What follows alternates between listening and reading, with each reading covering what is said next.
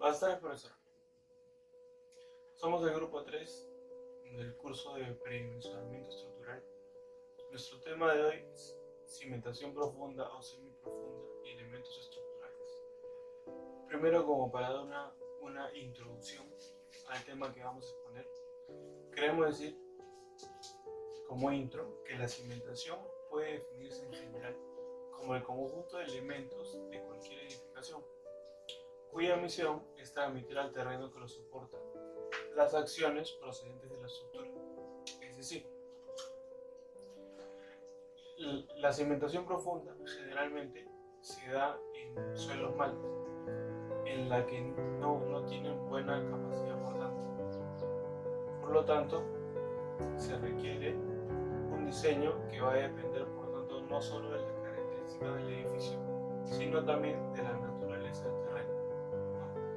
Generalmente, esto se da en terrenos de suelo flexible, donde no existe roca rígida ni roca dura. Eso como para dar de introducción. Uno de nuestros objetivos es complementar lo aprendido en clase para que realizar un proyecto de arquitectura en el ámbito que nos desarrollamos es necesario estos conocimientos, ¿no? Estos conocimientos básicos, como es la cimentación, que es la base fundamental para cualquier edificación, ya sea de cualquier tipo de arquitectura, ¿no? Evaluar el proceso constructivo y conocer los elementos que intervienen en este proceso, el porqué de sus usos, entender las ventajas y desventajas que ofrece y como parte importante de cualquier diseño, lo que puede llevar en los costos. Determinar una metodología para el diseño adecuado y funcional de las cimentaciones profundas, así como proporcionar criterios para el análisis de la cimentación. Eso como introducción y como los objetivos. Para ya empezar el tema a fondo, queremos decir el concepto de lo que es cimentación, ¿no? La cimentación, teóricamente, se describe como aquella parte de la estructura generalmente enterrada, ¿no? Esto siempre va a depender del diseño. Es enterrada generalmente, que transmite al terreno su propio peso, que se le llama la carga muerta, y las cargas recibidas se le llama la carga viva. De modo que la estructura que soporta sea estable, pero para eso la presión transmitida debe ser menor a la admisible y los asientos se encuentren al límite, ¿no? La cimentación debe resistir las cargas y sujetar la estructura frente a las acciones horizontales como el viento y el sismo, que son factores que siempre se toman en cuenta ante cualquier diseño, debido a que son grandes patrones que afectan de manera rígida al edificio. Eso como concepto. Ahorita nos toca describir la clasificación. Esta clasificación depende de la relación de la profundidad a la que se realiza y la menor dimensión de la cimentación. La profundidad dependerá del tipo de suelo. Si es buen suelo, solamente se requieren cimentaciones superficiales, las típicas que son zapatas. En caso de malos suelos, la cantidad de cimentación. Pero cuando ya los suelos ya no tienen ninguna capacidad importante, se llega al uso de la cimentación profunda. Como sobre esta clasificación se refiere a la comunidad mencionada de la cimentación superficial, que es aquella en la cual la relación de profundidad y ancho es menor o igual a 5, ¿no? Siendo DF la profundidad de la cimentación y el ancho o el diámetro de la misma. Esta es la superficial. Y la siguiente sería la cimentación semiprofunda, ¿no? Cimentación profunda en la cual la relación profundidad-ancho es mayor o igual a 5, siendo DF la profundidad enterrada y B el ancho enterrada del pilar. El pilar es excavado y vaciado en el sitio, ¿no? Y la siguiente sería la cimentación profunda. La cimentación profunda en la cual la relación profundidad-ancho es mayor o igual a 10, siendo A la profundidad enterrada del pilote y B ve el ancho o el diámetro del pilote, ¿no? En este caso la cimentación profunda es la más costosa, por lo tanto es la menos común debido a sus costos y también al tipo de suelo. Esa vendría a ser la clasificación de las cimentaciones como polvo. Para pasar a una segunda parte tenemos las cimentaciones semiprofundas. Uno, tenemos los pozos de cimentación. ¿Qué viene a ser los pozos de cimentación? La cimentación en pozo constituye una solución intermedia, ¿no?, entre cimentaciones profundas y superficiales, ¿no?, por lo que en ocasiones se catalogan como semiprofundas. Se aplica cuando la resistencia del suelo ya requerida se alcanza a profundidades medias, pero sin que se justifique la necesidad de cimentar completamente, ¿no? Para su ejecución se excava un pozo hasta la cota resistente, es decir, la excavadora entra mientras va perforando. El objetivo es que llegue a tocar cielo rígido.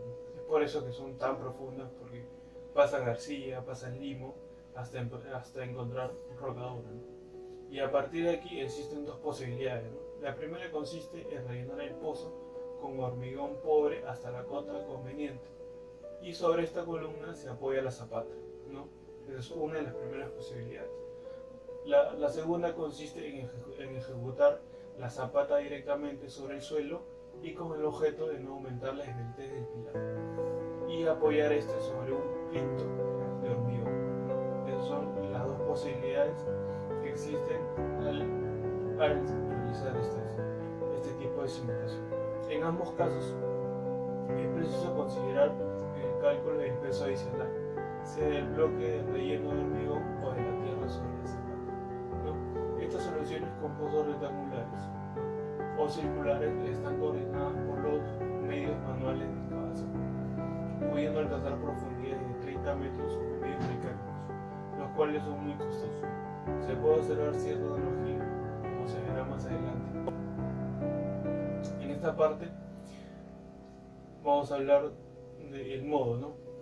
Acá podemos decir que la particularidad del pozo de cimentación es la que se va construyendo por etapas, ¿no?, o anillos sucesivos que sostienen el terreno evitando su colapso a medida que se va avanzando en la excavación, ¿no?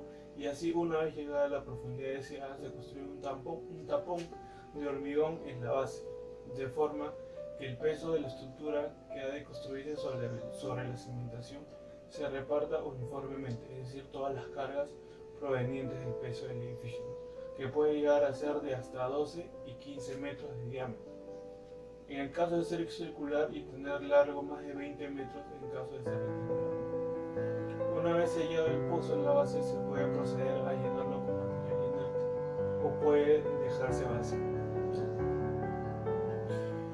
Y en esta parte vamos a decir otras cimentaciones profundas. Podemos mencionar las llamadas micropilotes, que son una variante basada en la misma idea del pilotaje, pero que frecuentemente constituyen una cimentación semiprofunda. También tenemos los muros de contención bajo rasante, ¿no?, los cuales se realizan cuando se considera necesario ampliar el muro del terreno, ¿no?, para el sostén de la edificación, debiendo tenerse en cuenta para la ejecución de los elementos de contención, ¿no?, las cargas que le pueden afectar también. Cimentaciones profundas. Las cimentaciones profundas se emplea cuando los estratos superiores del terreno no son aptos para soportar una cimentación con zapatas. Pilote.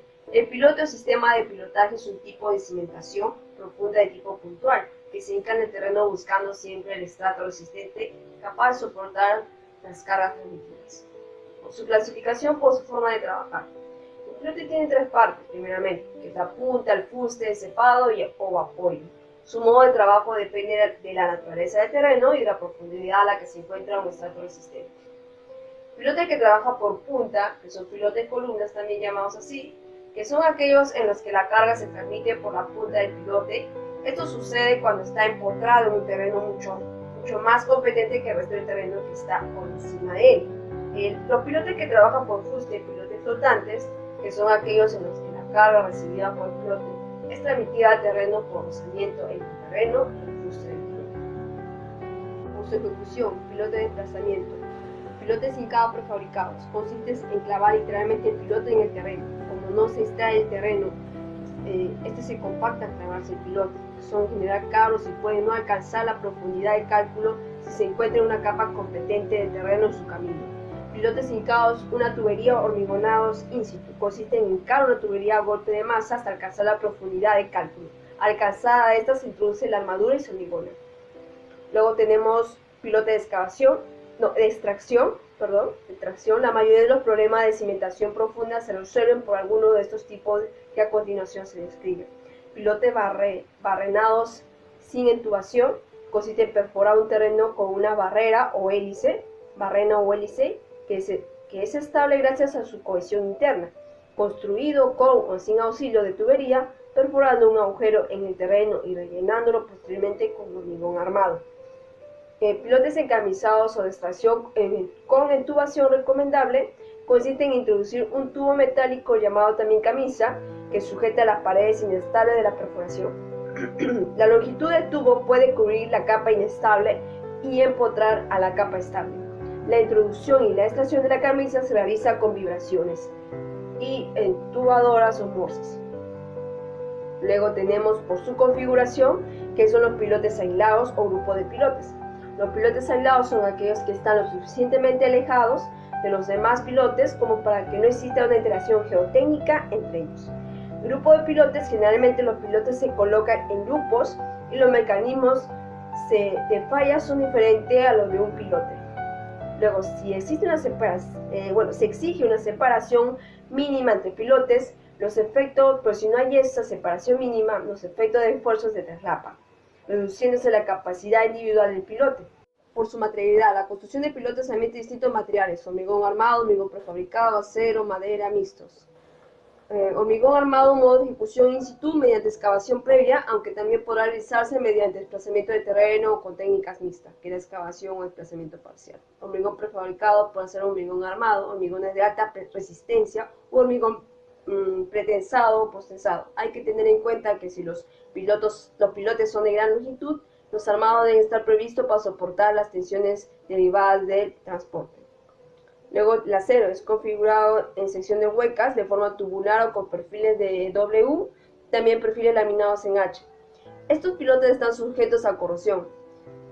Si son hincados bajo el mar, la acción de las sales puede ser más importante. Madera se podrá utilizar para pilotar zonas de blandas, amplias, con apoyo de estructuras con losa. No puede resistir esfuerzos debido a un fuerte hincado, ya que puede romperse fácilmente, sobre todo cuando se penetran en estratos muy resistentes.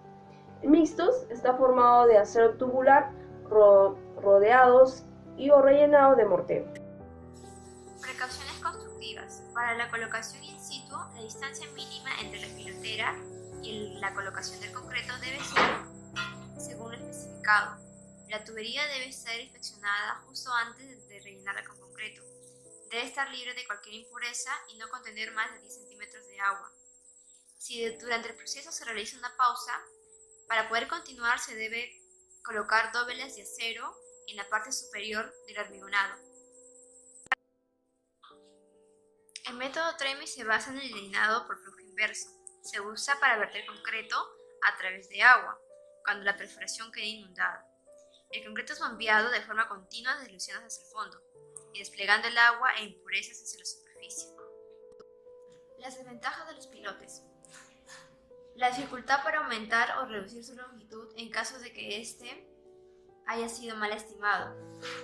También es difícil saber cuándo un pilote ha fallado. Además de que si el lugar fue el equivocado, es imposible extraerlo para reutilizarlo. En las ventajas, son muy convenientes en suelos con condiciones desfavorables para otro tipo de cimentación.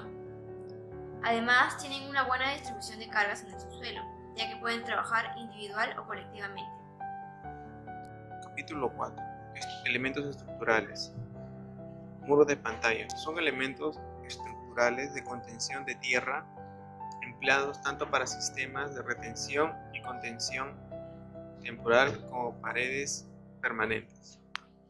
El código técnico distingue dos tipos de pantalla: las pantallas de hormigón in situ y las pantallas de elemento prefabricado. La elección del tipo de pantalla de contención dependerá del tipo de suelo y de las condiciones del entorno.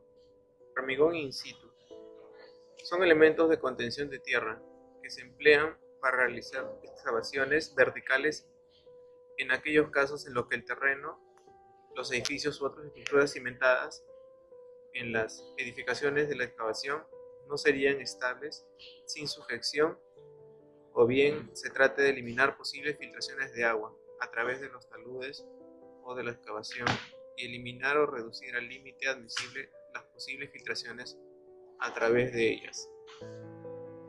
De elementos prefabricados, este muro está constituido por dos losas de hormigón armado de espesor de 5 centímetros, separados por 3 celosias que dan forma al sándwich prefabricado y lo rigidizan para su manipulación. Pueden trabajar en ménsula para muros de contención de tierra o depósitos abiertos, o empotrado apoyado para muros de sótano en la edificación. Anclajes. Son elementos capaces de transmitir esfuerzo de tracción desde la superficie del terreno hasta una zona interior del mismo. Un anclaje está formado por cabeza, la zona libre y el bulbo o zona de anclaje. Anclaje activo. Es un elemento pretensionado. Poco tiempo después de su instalación, a un porcentaje entre el 50 y 90% de la carga del trabajo considerada en el diseño, permitiendo que el anclaje aporte gran resistencia rápidamente. Anclaje pasivo. No se tensiona luego de su instalación, permitiendo movimientos en el material circundante inestable hasta lograr el tensionamiento previsto durante el diseño. Entibaciones. Es un tipo de estructura de contención provisional, empleada habitualmente en construcción e ingeniería civil. Se crea mediante tablones de madera o elementos metálicos y placas cuadradas de dimensiones que rondan 1 metro por 1 metro. Estas estivaciones están ubicadas en zanjas, pues evitan un peligro para las personas que trabajan en su interior. Encepados. Es un elemento constructivo fuertemente armado, robusto, que tiene como función enlazar estos grupos de pilotes con los pilares o muros estructurales. Esta unión se efectúa con los pilotes. Es un elemento constructivo fuertemente armado, robusto, que tiene como función enlazar estos grupos de pilotes con los pilares o muros estructurales. Esta unión se efectúa cuando los pilotes han sido descabezados. Se comporta como una zapata y además sirve de base de pilar. El dimensionamiento se hace del mismo modo que el de una cimentación rígida. Encepado de pilotes prefabricados. Como el encepado enlaza las cabezas de los pilotes, en los prefabricados, después del hinchado, debe romperse un trecho del hormigón y sus armaduras se doblan para unirlas al encepado. Encepado de pilotes in situ. En el caso de los pilotes construidos in situ, la armadura se deja más larga para que se pueda doblar con el encepado. Se le descabeza y así se elimina el hormigón de baja calidad. Aplicaciones. Las construcciones a analizar fueron escogidas por las condiciones extremas a las que están expuestas, como la condición del suelo, vientos, estar en una zona de alta sismicidad, o por la audacia que representó la elección del sitio, en algunos casos mar o ríos, así como también los métodos constructivos y las hazañas hechas por arquitectos e ingenieros. El Burj Khalifa, hecho por el arquitecto Adrian Smith en Dubái, cuenta con más de 800 metros de altura y con un peso de cimentación de aproximadamente 610.000 toneladas, siendo calificada como la más grande del mundo. Debido a que se encuentra en un suelo de tipo arenoso, con baja capacidad portante y que puede sufrir el fenómeno de licuefacción, se optó por la cimentación profunda mixta. Esta consta de una inmensa placa de concreto armado de 3.7 metros de espesor, soportada por 124 pilotes, cada uno de los cuales cuenta con un diámetro de 1.5 metros y un largo de 43 metros de longitud. El Burj Al Arab de Thornray, ubicada en los Emiratos Árabes, cuenta con 321 metros de altura. Se le incluye dentro de las cimentaciones más pesadas, ya que para lograr construir este hotel sobre el mar, se tuvo que basar en una isla artificial, la cual tendría que ser maciza. Los ingenieros a cargo apoyaron su hotel en 250 pilotes de concreto reforzado, cada uno de 2 metros de diámetro, y apoyados en el efecto de fricción superficial, que impide que dos superficies ásperas resbalen unas con otras, y así evitar la liquefacción en caso de sismo. Las Torres Petronas de Cesar Pelli, ubicadas en Malasia, cuentan con una altura de 452 metros aproximadamente. La cimentación de cada torre cuenta con un peso de 32.550 toneladas. Esta cimentación está compuesta por 2 cajones de 4.5 metros de peralte, los cuales están soportados sobre pilotes que varían de 40 a 120 metros, abajo del nivel del cajón, el cual está a una profundidad de 19 metros debajo del nivel del terreno natural. El puente Brooklyn. Hemos destacado este puente por ser uno de los primeros en usar los pozos de cimentación, además de que fue excavado por los obreros de forma manual, hasta llegar hasta el lecho de roca donde descansa la ciudad. Conclusiones. Debido a la importancia que cobra la cimentación, las cuales se esbozan a lo largo de este trabajo, podemos concluir que la cimentación no es algo que se realiza de manera intuitiva, sino que cumple con cierta metodología de diseño que evalúa desde la forma de la cimentación hasta la profundidad que ésta va a comprender, así como también las características naturales del suelo. Del estudio de casos, se aprendió que existen diversas maneras de enfrentarse a un problema frente a una cimentación, ya que a pesar de las condiciones extremas, se logró construir una cimentación eficiente.